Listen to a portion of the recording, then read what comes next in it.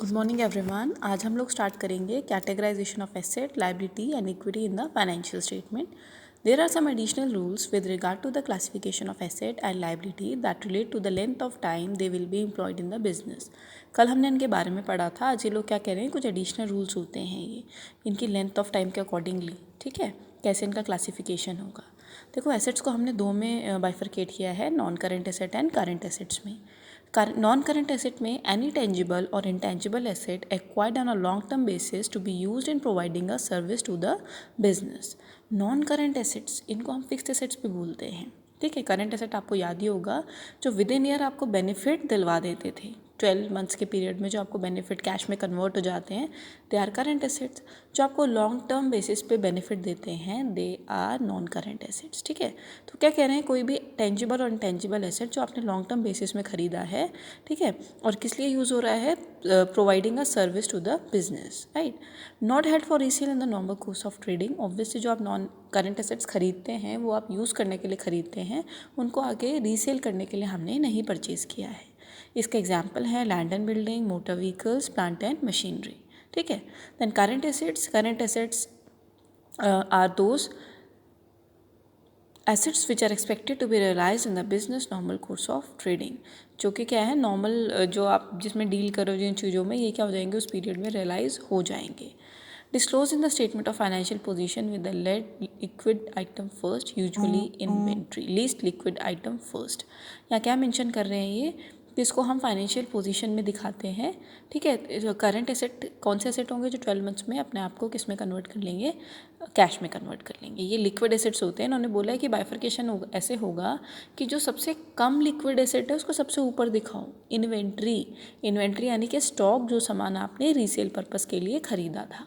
ठीक है, क्योंकि इन्वेंट्री क्या होगी, बिकने में टाइम लेगी. ठीक है, इसीलिए वो लीस्ट लिक्विड एसेट है. एग्जाम्पल हैं करंट एसेट के inventory, receivables and cash. Then we have liabilities. Liabilities are claims on the business by the outsider. जो भी claims outsider ने किए हैं business पे, they are your liabilities. Liabilities again two types की हैं, non-current liability and current liability. Long term liabilities payable more than 12 months after the reporting date.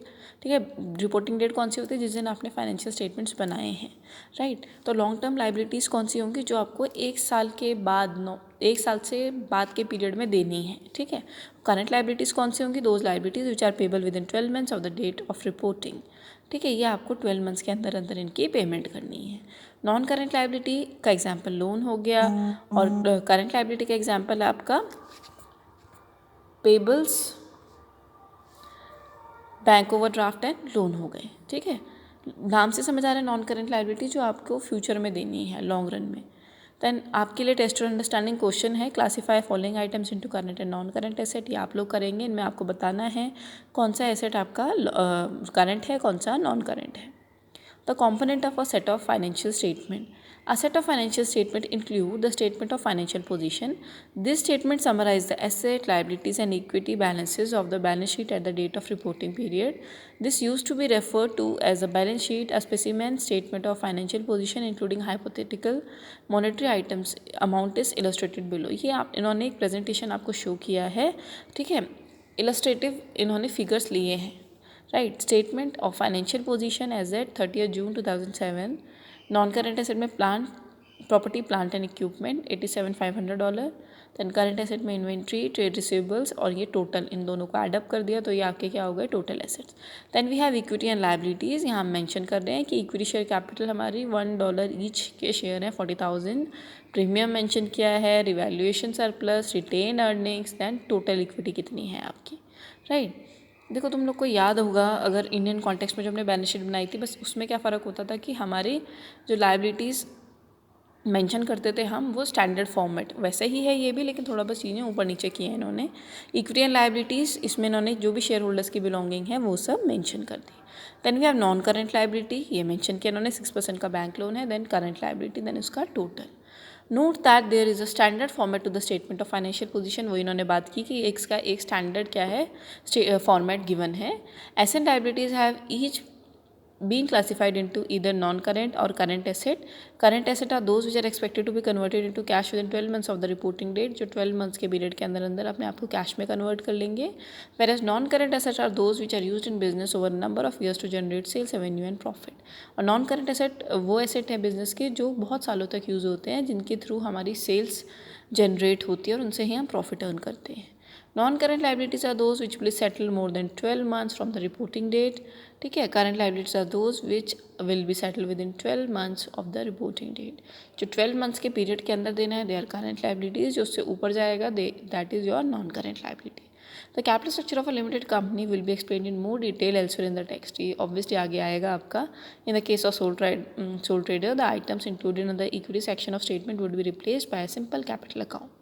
वहाँ पे तो आपको पता ही है कि नॉर्मल क्या बनता था, कैपिटल अकाउंट बनता था. Then we have the statement of profit और लॉस एंड कॉम्प्रिहेंसिव इनकम. बेटा जब न्यूमेरिकल पार्ट आएगा इसका तो हम ये डिटेल में डिस्कस करेंगे. This statement summarise the revenue earn and expenses incurred by the business throughout the reporting period. Statement of P&L में क्या होता है कि आपका पूरे साल में कितना खर्चा हुआ है, कितनी इनकम हुई है.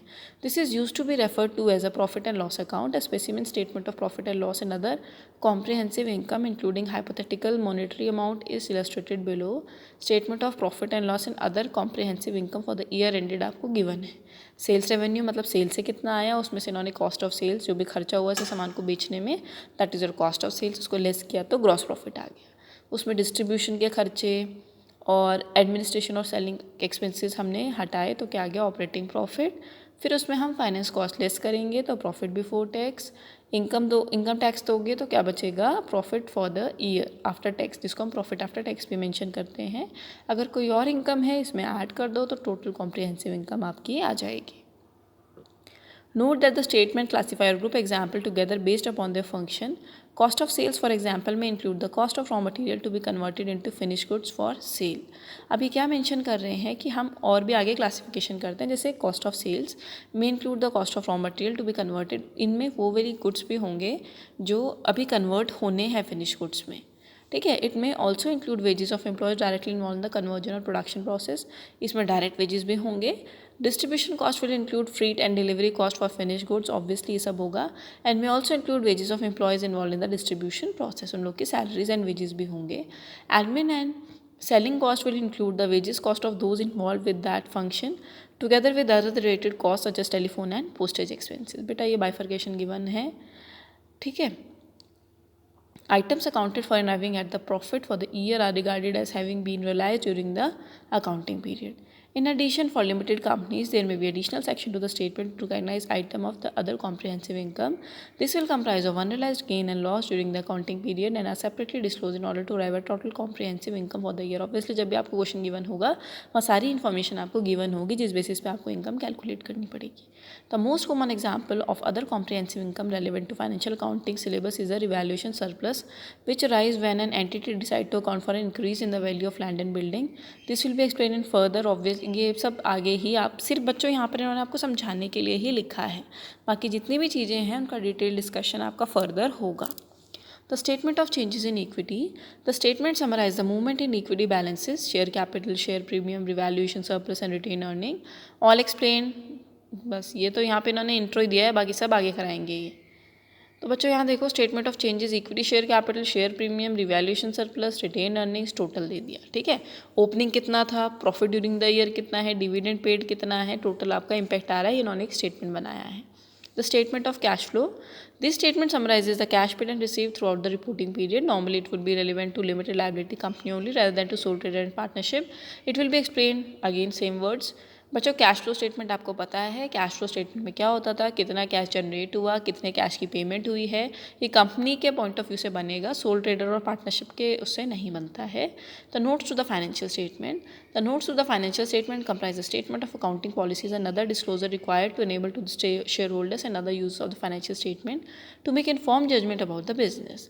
The notes to the financial statement are usually more detailed and extensive for limited liability company financial statement rather than for the accounts for a sole trader or partnership. Same words, notes to financial statement, इसमें disclosures होते थे, कौन सी policy adopt की है, ठीक है, क्या हो रहा है, क्या चीज़ें हम अडॉप्ट नहीं कर रहे हैं, जो भी रेलेवेंट इन्फॉर्मेशन होती है वो नोट्स टू फाइनेंशियल स्टेटमेंट में मेंशन की जाती है.